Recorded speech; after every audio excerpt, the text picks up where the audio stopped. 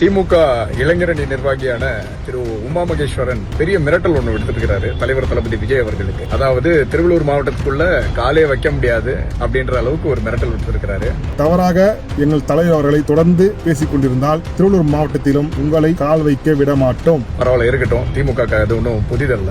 அதாவது நீங்க எல்லாம் இவ்வளவு தூரம், அதாவது நீங்க நாகப்பட்டினம் சட்டமன்ற உறுப்பினரான ஷானவாஸ் அவர்கள் இவங்க எல்லாம் இவ்வளவு தூரம் பேசுறீங்க அப்படின்னும் பொழுது தலைவர் பேசின பேச்சோடைய இம்பாக்ட் தான் நாங்க பாக்குறோம். குடும்பத்தை வச்சு கொள்ளையடிக்கிற உங்களுக்கே இவ்வளவு இருந்தா சொந்தமா உழைச்சி சம்பாதிச்ச எனக்கு எவ்வளவு இருக்கும்?